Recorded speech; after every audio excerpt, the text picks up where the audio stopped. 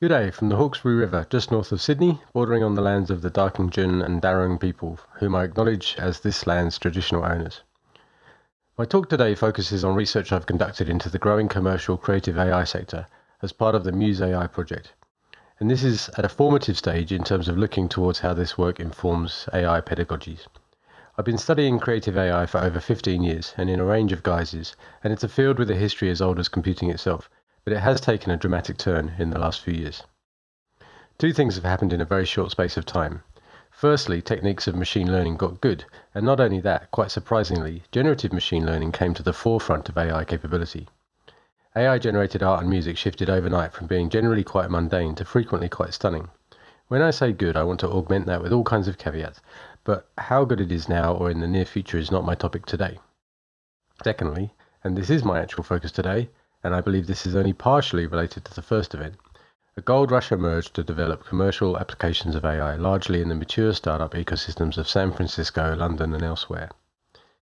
In music, we can see this starting in earnest around 2015 and accelerating into the 2020s, with a very large handful of startups funded to tens of millions of dollars in the first couple of years of the decade. And I'm referring to companies who are actually working in the space of automated music creation, a new frontier. Noteworthy startup acquisitions by big tech have already taken place in the music AI space. Elsewhere, some have made the essential step towards product-market fit. Endel, perhaps the most notably, have achieved the remarkable feat of carving out an original niche in the music consumption market, a music streaming service free of the clutter of bands, artists, identities and fan bases that people reach for in favour of Spotify or Apple Music when they need help to relax or focus. I mentioned that the commercial AI boom is only partly related to AI's recent technological breakthroughs.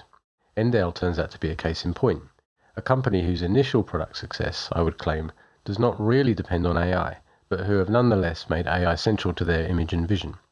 Endel's business is functional music, music that you can play when you want to focus, relax, sleep, or do a workout.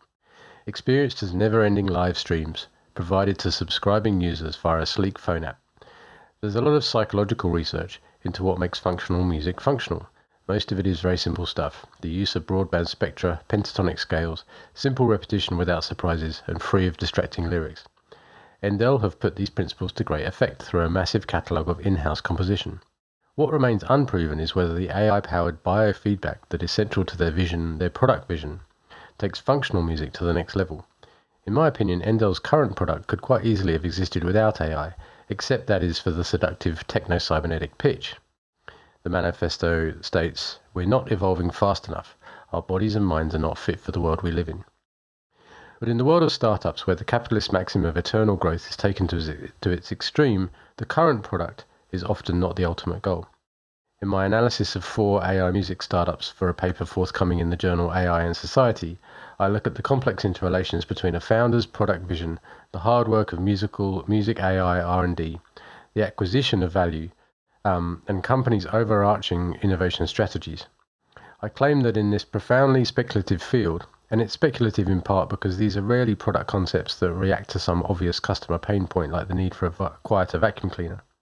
In this speculative field, product visions provide the motivation and framework for a particularly experimental and exploratory R&D, building not only software but the complex socio-technical assemblages of teams, content, workflows and data sets upon which the future products will be imagined and then built.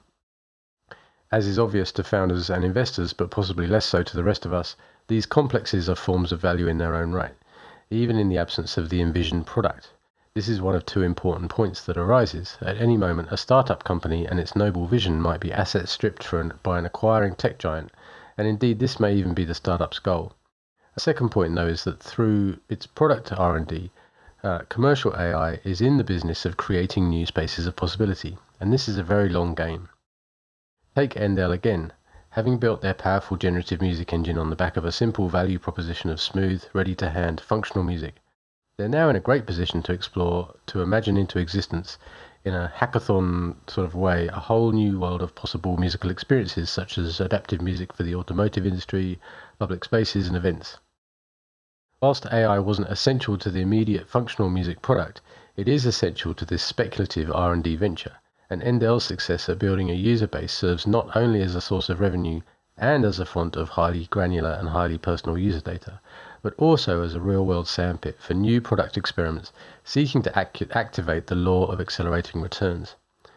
And as an aside, we might speculate that this lack of a large user base is one of the reasons that academic R&D has been of dwindling significance in this space.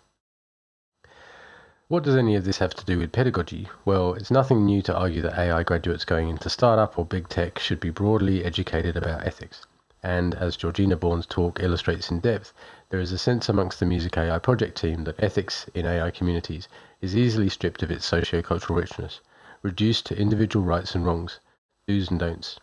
To give meaning to the moral question they face, entrants to the AI workforce would therefore need to understand society, culture, and political economy. With respect to MusAI startups, those graduates need to understand two things. Firstly, how startup and innovation cultures work as systems and who they serve in a capitalist framework. Do they make the world a better place, as the Silicon Valley comedy series quipped? Or do they reproduce colonial power structures? Or do they lie somewhere in between? And secondly, they must understand how they impact musical cultures, given that the tools and technologies that arise from innovation cultures are inherently emergent. Consider the now raging copyright debate. The immediate moral issue on the table is whether AI companies have sneaked in a new form of intellectual property theft under an opaque technological veil. But from a sociological perspective, as is Bourne's focus, the language of property and theft is actually the entry point into a vastly complex terrain of culturally grounded questions: the role of art in society, the effectiveness of capitalism's paradigm of competitive individualism in delivering equitable and productive outcomes, and the very real questions of who actually wins. Jobbing independent artists battling against technologists, but there are media and tech giants like Disney, Adobe, and Getty Images, whose assets combine vast war chests of content and phenomenal technological capability, and they have an easier ride.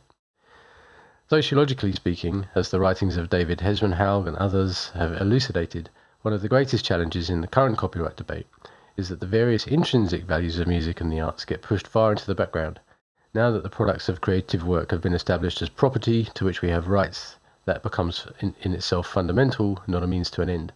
But music serves people in myriad ways, which we must never forget. This matters to commercial MusAI in how systems of value impact and are expressed by companies.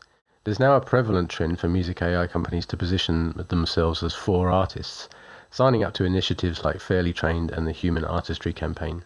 In many cases, this commitment to the artist is specifically referring to the fact that they don't train deep learning ML models on creative works without permission. But there are many other reasons a company may or may not be for artists. Tellingly, some companies augment their pro-artist stance with statements like, "We are musicians ourselves." This should raise an eyebrow because it's an odd statement of allegiance when the company's financial incentives are potentially opposite to professional musicians. And there's a growing array of variations on this stance. So Soundful reassure their customers they needn't worry about artist strikes. Boomy, at last reading the room, have now removed the notorious website boast that they'd produced 13% and rapidly rising of all of the world's recorded music. But putting aside the fact that not infringing property rights is still a far cry from ensuring your business model doesn't diminish artists' revenues, those other intrinsic values of the arts seem vague enough to offer AI music companies much easier pickings for their value statements. Drawing on a framework outlining the values of the arts commissioned by the RAND Corporation, I'd like to look briefly at the idea of cognitive growth, the idea that the arts provides, albeit intangible, opportunities for deep experience that enlarge one's worldview. It's a vague concept and it risks smacking of elitism, but it's clearly important, perhaps central to people's everyday experience of art and music. Interestingly, AI music quickly provoked an impassioned trench war over themes related to cognitive growth. Where AI enthusiasts see opportunities for new musical forms and experiences, AI detractors anticipate the banalization of artist experience. An AI music company can spin a yarn about how their work drives artistic practice forward quite easily. I expect my point here will now be easily anticipated. Putting such claims to the test can't be done by ethics alone, but it can be done. And we could begin to nurture value systems such as that. How are you ensuring your AI systems stimulate enriching engagement with the arts and are not just the next doom-scrolling technology for the attention economy, which is not an implausible suggestion. So back at last to pedagogy. The universities of the world eagerly feed the startup and tech sectors and get to claim their contribution to economic value. Insofar as universities serve the public good, we need to revisit how graduates are educated, or continually work on it. not only with an ethical framework, but with at least a clear window into a socio-cultural and political economic stance on the world they work in. This new education should enable them to challenge what we might call value reductionism, such as the simplification of the complex array of value of the arts down to artist revenues and the idea that we are for artists. But it should also empower workers in small and big tech to do something about it, despite the conditions of their employment and incentivization. It'd be easy, but I think entirely wrong, to simply expect someone engrossed in tensor calculus and pointer arithmetic to also master humanities, let alone to do anything effective with that knowledge. Take it from me, I straddled those two cultures and they pull against each other for your attention in very different ways. There should be absolutely no shame in being a technical expert who has a potted understanding of culture, politics and history. So if we're to take our belief in the social seriously, then we should see it as at work in pedagogic design. It's not what you know, it's who you know. The future is relational. You need to situate people in the right context if you want them to work for good. Personally, I think there's still a huge potential to leverage the rise of the design field to this effect. Design now means two things. It's about forms, objects, functional stuff.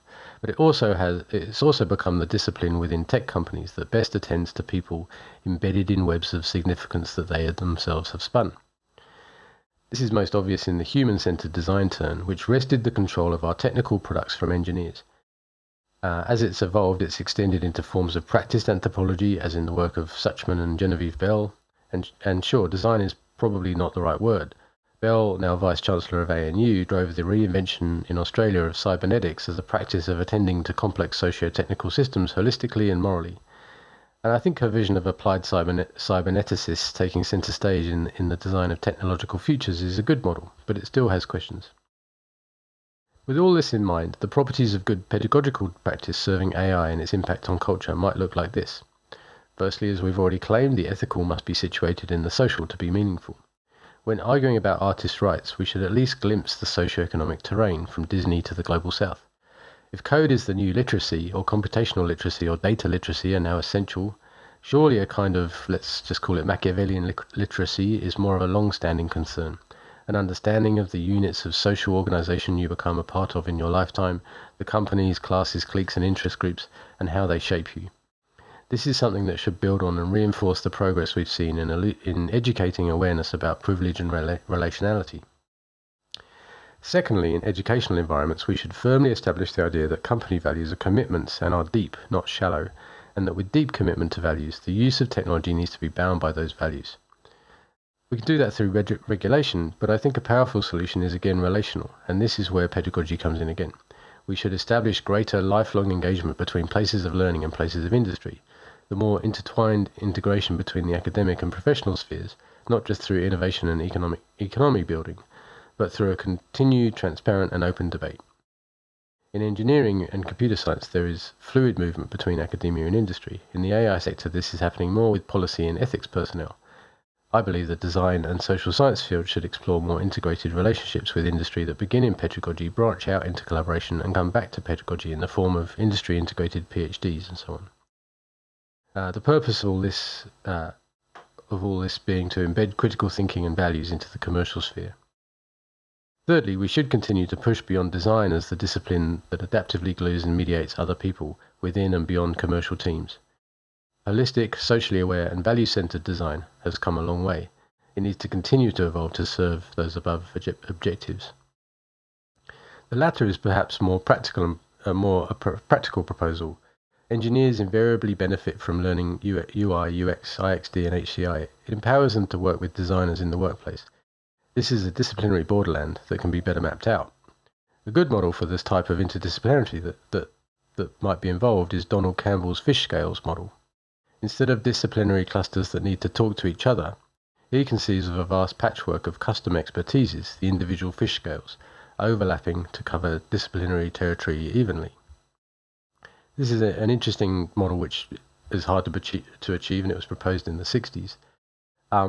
But we can see that at work in academic interdisciplinarity. But also importantly, if we look at the MusAI startup sector, we have technologists working with musicologists and musicians and AI experts, data scientists and so on. This is a constant exploration of boundaries between interdisciplinary teams, and there's a constant fluidity there. So This could become a two-way learning between academia and industry, serving those above objectives of better integrated value and critique. Thanks for your time.